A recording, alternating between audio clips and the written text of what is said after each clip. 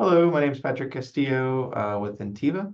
Today we're going to be talking about CMMC 2.0 and getting started in 2025, some of the changes that have been happening. So, the landscape for the Department of Defense, or DoD, the contractors, regarding cybersecurity compliances, it's been going through some significant transformations. The Cybersecurity Maturity Model Certification, or CMMC, as we'll continue to say it for the rest of this webinar, it's no longer just a distant requirement. It's an active program with tangible consequences starting in 2025. The final CMMC program rule, 32 CFR Part 170, became effective on December 16th, 2024. It activated the CMMC ecosystem and allowed for assessments to commence. While the inclusion of CMMC requirements in contracts is awaiting the finalization of complementary acquisition rule, or 48 CFR, is expected in early to mid 2025, so this year. The groundwork is laid and the assessments are already underway. So for businesses within the Defense Industrial Base, or DIB, 2025 marks a pivotal moment, arguably the most impactful year yet concerning CMMC. The phased rollout of CMMC requirements into DoD contracts is scheduled to begin this year, like I said. We'll talk more about those phases later. This transition signifies that critical shift. Non-compliance moves from a potential future risk to an immediate business impediment. So as industry experts warn, the time for preparation was arguably yesterday, and action is no longer a viable option. So failure to achieve and maintain the required CMMC status will directly impact your eligibility for DoD contracts, which could possibly lead to lost business opportunities. So this webinar is going to aim to provide DoD contractors and subcontractors and potential DoD contractors and subcontractors with kind of a clear understanding of CMMC 2.0 framework. We're going to focus specifically on the critical updates, some timelines, and some requirements that are relevant to 2025. And we're going to outline the essential steps businesses can take to prepare themselves for compliance. We're going to highlight some common pitfalls. We're going to identify a few other resources that you could potentially use for guidance. So, like I said, the objective is to equip organizations with that knowledge so that they can navigate that CMMC 2.0 landscape. All right, so let's get started. What is CMMC 2.0? So understanding the fundamentals of CMMC 2.0, which I'm just going to say CMMC moving forward. The first step toward effective preparation is understanding. So this section is going to break down the program's purpose, define some key terms, explain the compliance levels, identify some main players, so on and so forth. So it is a comprehensive framework that was developed by the DoD to verify the Defense Industrial Base, or DIB, contractors are implementing adequate cybersecurity controls.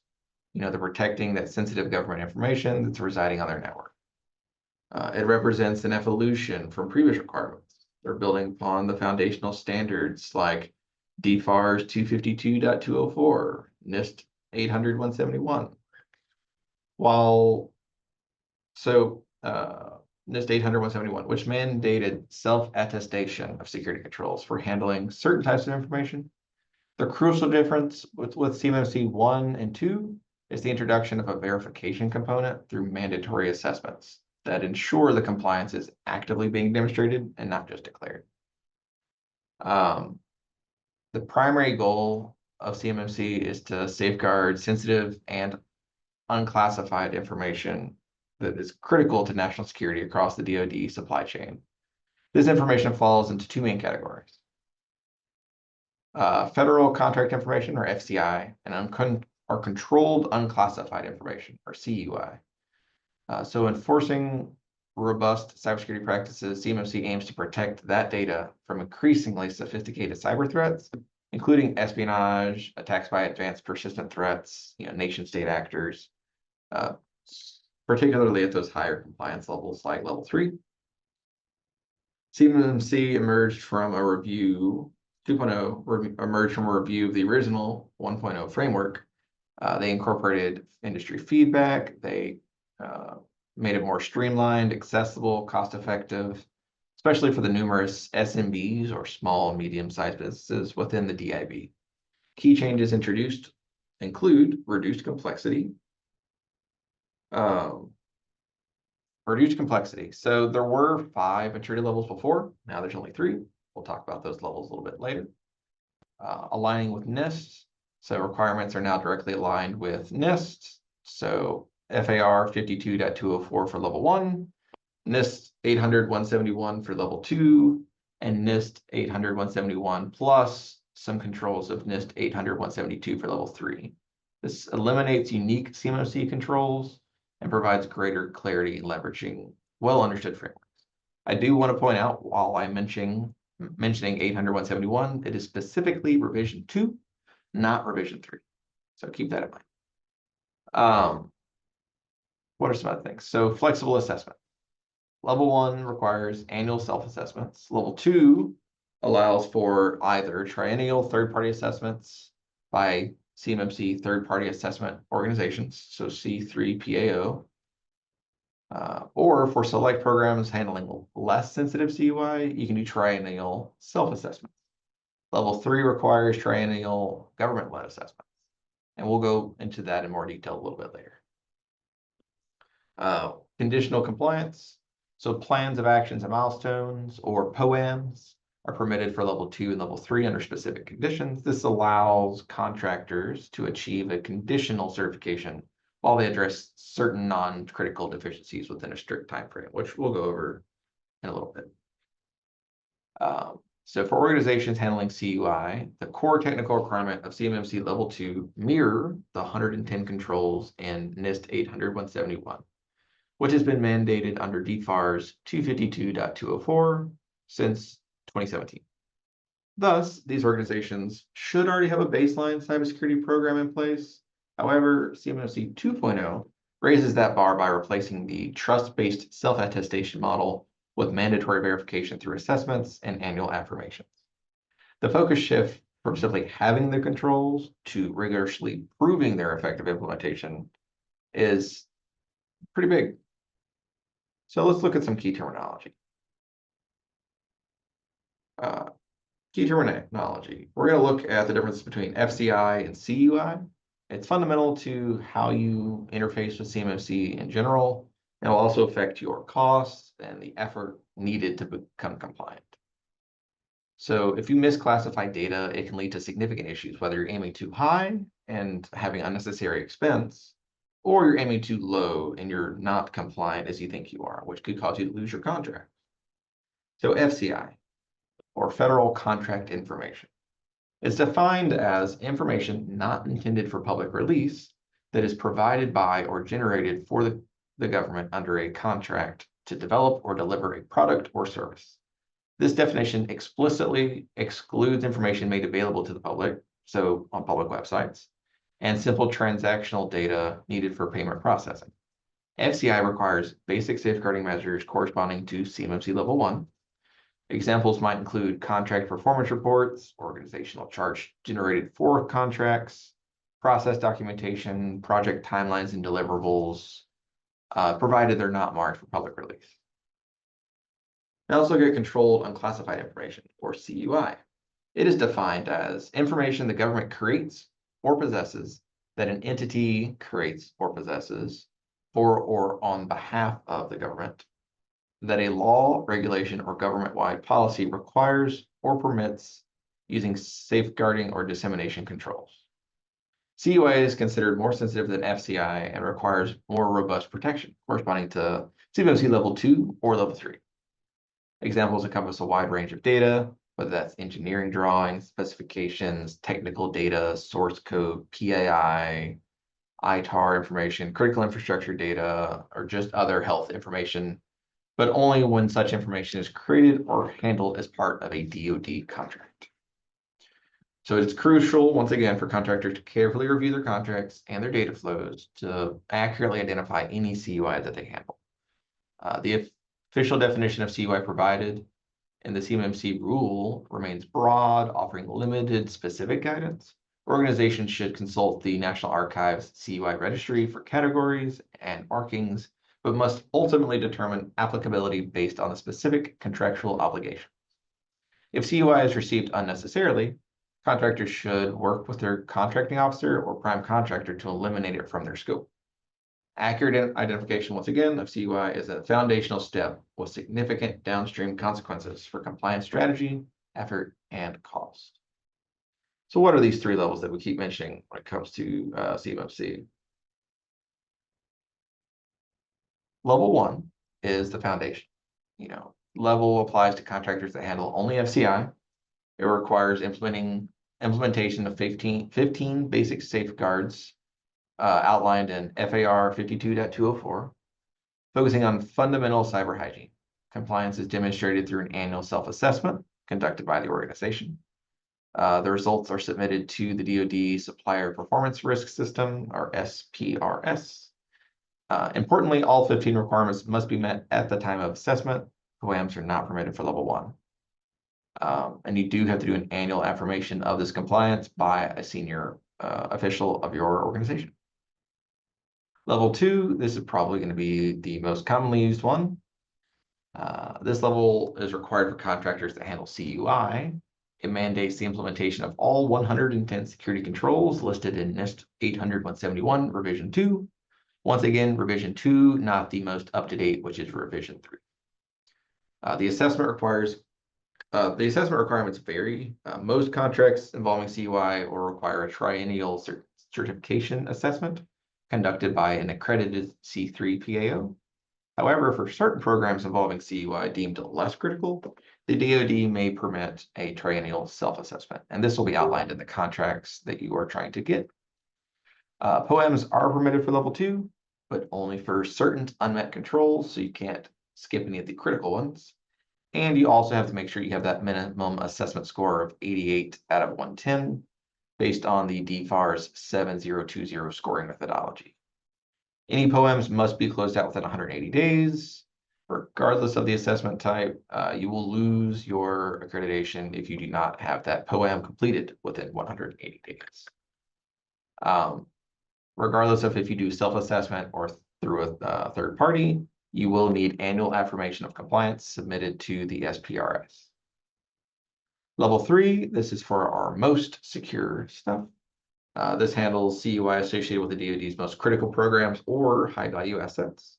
It requires protection against advanced persistent threats, nation-state actors. It encompasses all 110 controls from level 2 within the 800-171, plus a specific subset of 24 enhanced security controls derived from NIST 800-172. The assessment for level 3 is the most rigorous, requiring a triennial certification conducted by government assessors from the Defense Industrial Base Cybersecurity Assessment Center, DIBCAC. Achieving a level 2 certification is a prerequisite for undergoing a level 3 assessment. POAMs are permitted under similar conditions as level 2, 180-day closeout, exclusion of critical controls. Level 3 also requires an annual affirmation of compliance submitted to CPRS, including continued affirmation of the underlying level 2 status.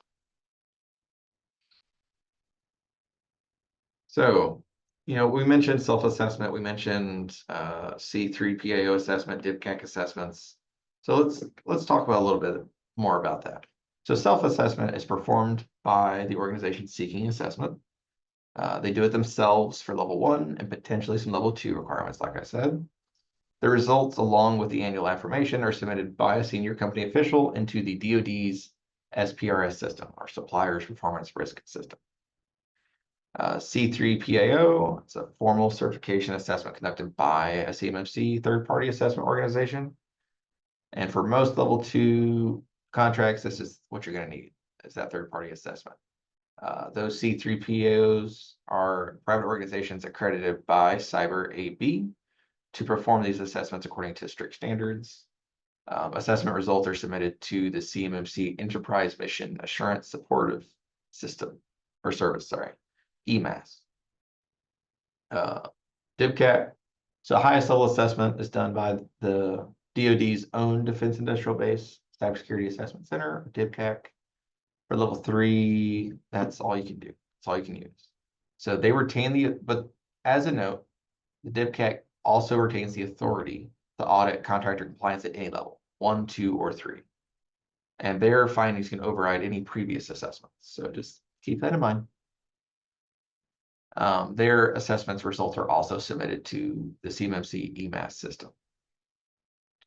And I've mentioned Cyber AB.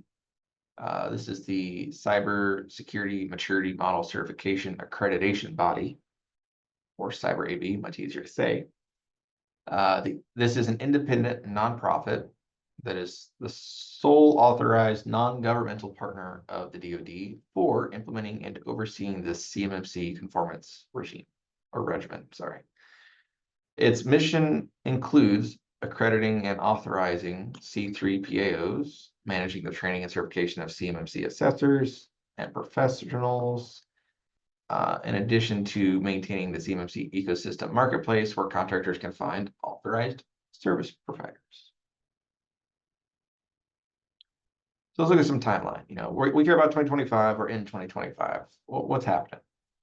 So CMMC program rule, or 32 CFR, this rule is established October 15th, 2024. So this was effective December 16th, 2024. Its purpose is to formally establish the CMMC program itself. It defines the 3 compliance levels. It details the security requirements for each.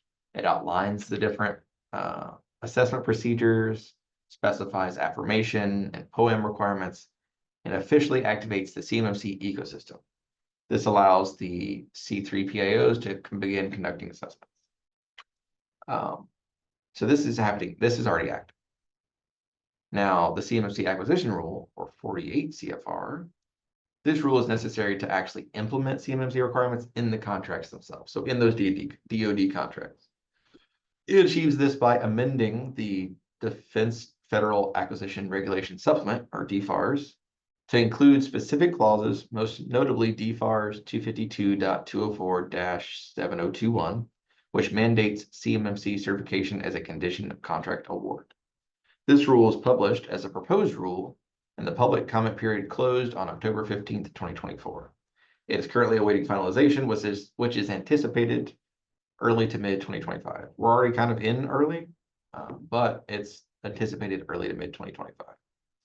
The period between the effective date of the program rule, December 2024, and the finalization period of the acquisition rule, mid 2025, creates a critical window. So while the CMMC assessments can officially occur during this time, the requirements will not be contractually mandated until the acquisition rule is final and the phased rollout begins. So this program should not be viewed as a grace period, but as a preparation time. So this lets you go ahead and get started on your compliance journey. So, you know, the CMMC acquisition rule is going to have a phased rollout, which here are the phases. There are 4 phases. And since none of them have started yet, we don't have official dates on them yet, but we know the year. So early to mid 2025, phase 1 starts and will last 1 year. This is where the self-assessments will start appearing. These requirements can start appearing in any new DoD solicitations and contracts as a condition for the award. It may also be applied to option periods on existing contracts. This is at the discretion.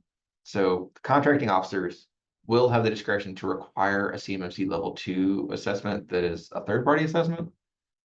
So they do have that. They can require the third-party assessment instead of a self-assessment during this initial phase. It was proposed to be a 6-month phase, but it was pushed back to a 1-year phase, just to provide additional time before those mandatory third-party assessments become widespread. Phase 2, this is going to begin 1 year after phase 1. This is where the requirements for those third-party assessments start coming into play for level 1 and level 2. They will start appearing in contracts at that point. The contracting officers may delay the level 2 requirement to an option period instead of an award. This may also begin including some CMMC level 3 assessment requirements in applicable contracts during this period. So while not widespread, you will still likely see some level 3 requirements. Once we get to phase 3, we have a wider implementation of the higher level requirements. We've got level 3 assessments starting to become requirements in the contracts. The level 1s and 2s and are going to be all across the board. Level 2 self-assessments will likely start to become less common at that point. And then once we hit phase 4, all contracts should have some kind of requirement. All right. So key requirements and activities for 2025. So given this timeline, we need to start several of these activities now. It may not sound like it's that far out. Like you may sound like you have a lot of time. Oh, well, if I'm doing level 3 contracts, I've got a few years. Well, as mentioned, the contracting officer can require a few things early. So we need to make sure we're monitoring solicitations. So businesses must diligently review those new solicitations and the contract language starting this year to identify the inclusion of level 1 or 2 self-assessment requirements. You need to understand when and how these requirements appear, and it's vital for a timely response. You need to prepare for those self-assessments. If you require level 1 or those handling CUI who potentially need level 2, you need to be prepared to conduct these assessments accurately and to submit the results, including the subsequent affirmations year to year. This involves understanding the requirements, gathering the evidence, performing the assessment according to the DoD methodology. You need to initiate your C3PAO assessments, your third-party assessments.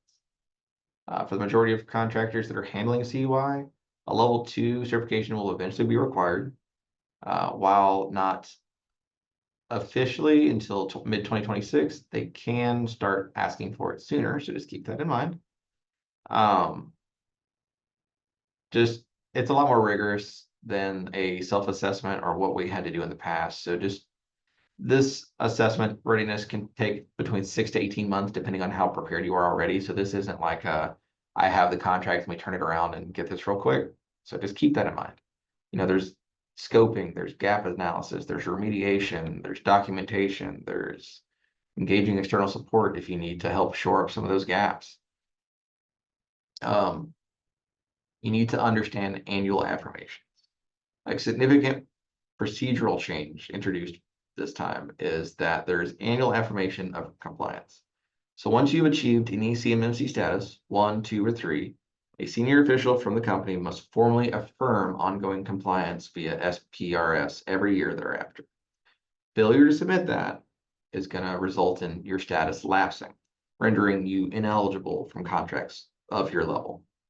This requirement underscores that CMMC compliance is not a one-time event, but an ongoing obligation demanding continuous monitoring and maintenance of your security posture. The affirmation, coupled with a 6-year artifact retention requirement, also carries potential legal implications under the False Claims Act, emphasizing the need for accuracy and diligence. All right, we've mentioned POAMs a few times. So plans of actions and milestones. What is a POAM? So POAMs offer a degree of flexibilities for level 2 and 3. As a reminder, you cannot use it for level 1. But this allows organizations to achieve conditional CMMC status. So if you meet most but not all requirements at the time of the assessment, but there's a few limitations. So like, once again, only level 2 and 3. It can only be for controls not deemed critical by the DoD. So it can't be anything, high priority. You still have to reach a minimum score of 88 out of 110 in order to still be compliant. All POAMs must be fully remediated and closed out within a strict 180-day period, starting from the date the conditional CMMC status is granted. Proof of that closeout must be submitted to the SPRS. Failure to close out of your POAMs within the 180-day frame results in the contractor becoming ineligible for future contract awards requiring that CMMC level. Very important. The 180-day closeout period does not extend your 3-year validity period. It just shows when you went from conditional to full. So POAMs provide a mechanism to address minor gaps post-assessment. They should be viewed as a limited crutch rather than a strategic approach to compliance. The tight deadline, the minimum score requirement, and the exclusion of critical controls means that relying on POAMs is risky. Organizations should aim for full compliance with all applicable controls before their assessment to ensure the highest probability of success. So let's prepare. Let's make a plan. So achieving CMMC compliance requires a structured and proactive approach. Waiting for requirements to appear in contracts is not advisable due to the significant lead time needed for preparation. The following steps outline a practical action plan for businesses starting their CMMC journey or refining their existing efforts. Step 1, what level do you need to be? The foundational step is identifying the level your organization needs to achieve. This is driven by the type of information you handle. We mentioned this earlier. It's FCI only, level 1. If it's CUI, for the most part, it's level 2. If it is high sensitivity programs or, much more classified type things, level 3. But the contract solicitation will ultimately specify what level you need, so you can see what kind of contracts you're going after. 2, define your scope. Not everything is always in scope. So once a target is identified, once that level is identified, this CMMC assessment scope, CAS, needs to be identified and defined. So that is the specific boundary within which the CMMC requirements will be assessed. So this is your assets that will be involved in handling the relevant information. Assets do include people, processes, and technology that can process, store, or transmit the FCI or CUI respectively. For level 2 assessments, the DoD provides specific guidance defining asset categories. CUI assets that directly process, store, or transmit CUI, those are fully in scope. Security protection assets, SPAs, provide security functions for the CMMC scope, so like firewalls, SIEM systems, authentication servers, regardless of whether they handle the CUI directly, they are fully in scope. Contractor risk managed assets are assets that are not intended to handle CUI due to policies and procedures, but are not physically or logically separated from CUI assets. This may require some documentation, but are generally not assessed against all the CMMC controls. Specialized assets such as Internet of Things devices, operational technologies, government property, or test equipment, their treatment depends on whether they handle CUI. And out-of-scope assets, these are assets that do not process, store, or transmit FCI, CUI, and do not provide the security functions for anything within scope. Accurate scoping is paramount. An overly broad scope is going to increase your cost and complexity because you're having to implement controls on things that don't need it. But an overly narrow scope risks non-compliance because you may fail to protect all the locations where the sensitive data is stored. Step 3, conduct a gap analysis. So this is something you can do yourself. With a target level and scope defined, you do a gap analysis. It's necessary to evaluate where you are now versus where you need to be. So compare existing security practices, policies, and technical controls against the level that you're going for. 15 controls for level 1, 110 controls for level 2, 110 from the 171 document, 24 from the 172 document for level 3. You identify areas where the requirements aren't fully met. You identify the areas where they're partially met, and you identify the areas where they're not met at all. For level 2, you can leverage the assessment objectives detailed in 800-171A, which can provide a structured approach to evaluating those implementation efforts. The output of that gap analysis forms that basis for remediation efforts. So you want to try and go through this before you get to the point of a third-party audit. So that way, when you go through your third-party audit, you are good to go. Develop/update a system security plan, or SSP. SSPs are mandatory for CMMC compliance, particularly level 2 and 3. The SSP provides a comprehensive overview of how the organization meets this required security controls within the defined assessment scope.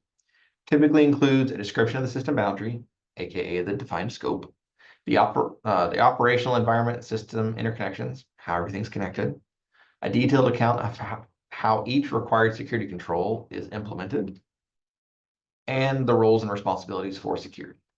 The SSP serves as a foundational document for assessors, demonstrating the organization's security architecture and control implementation. It requires detailed effort and must accurately reflect the control security posture. Lack of a thorough and up-to-date SSP is a common reason for assessment difficulties. Step 5, create and manage POAMs. For any gaps identified during the gap analysis, a POAM must be created. This document is going to formally track your remediation efforts. It lists the unmet security requirement. It details the planned remediation steps. It identifies the resources required, like personnel budget. It sets milestones and estimated completion dates for each action item. Those POAMs are critical if an organization anticipates needing conditional certification. They must be actively managed, updated as progress is made, and ultimately closed out, like mentioned earlier, within the strict 180-day deadline, post-conditional assessment. Prioritization is key. Focusing first on implementing critical controls that are not eligible for POAMs are going to be your best bet, because if you can't get a POAM on it, you can't get even a conditional certification. So those need to be done before you try.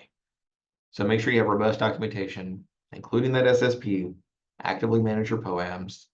These serve as crucial as evidence for your CMMC assessor, demonstrating not only technical implementation, but also effective security management processes. Engage resources. It's the last one. Now that you've done all of these things to prepare, you actually engage the resources. So internal, you need to make sure you're allocating a sufficient budget for the potential technology upgrades that will be needed, the assessment costs, the personnel time dedicated to implement, document, maintain, ensure internal teams have the necessary expertise, they receive the appropriate training. You've got your external, which is your registered provider organizations or RPOs that can provide CMMC readiness consulting, gap assessments, guidance, ongoing support. Your CMMC certified professionals, CCPs, and assessors, CCAs. They're individuals certified by Cyber AB to possess expertise within the CMMC framework. And lastly, for external, your third-party assessment organizations. They are the only organizations authorized to conduct official CMMC Level 2 certification assessments. Early engagement with a potential one can provide insights into assessment expectations. They can give you some pointers on the types of things they need to see. They'll be performing the final assessment and cannot have provided consulting services for the same assessment. So you can't go to a third-party assessment organization to help you prepare for one, but you can use one and then go to another one, for instance. All right, pitfalls. So that's your action plan. Let's look at some pitfalls. I've mentioned a few of these a few times, but let's put them all in one spot. Scope creep / misunderstanding. So one of the most frequent mistakes is failing to accurately define your scope. This can manifest as too broad, which is the unnecessary cost and effort to secure things that don't need it, or too narrow, where you're missing critical assets or data that results in you failing your assessment. Both are bad. I would hazard to say it is better to be more broad than you need than too narrow, because you will not fail your assessment for being too broad.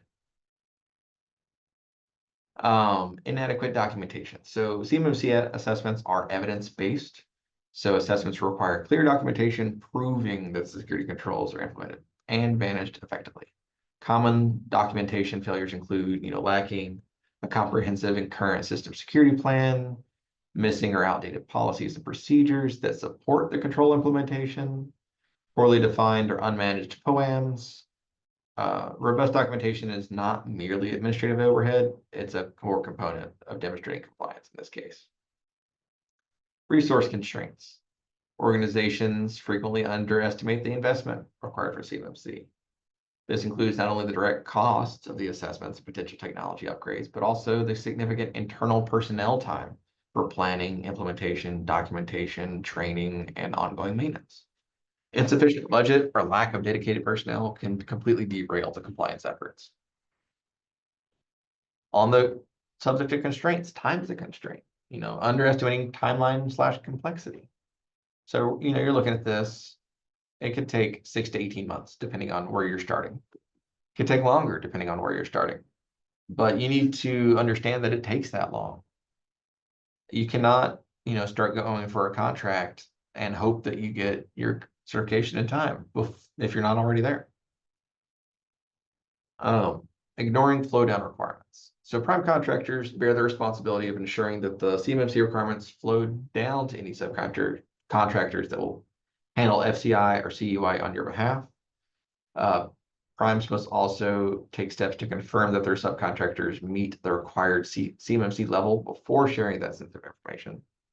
Subcontractors, in turn, must understand their obligations and prepare for compliance as well. They must prepare to participate in DoD. They have to make sure that they are able to. Their CMMC level allows them to do what you need them to do.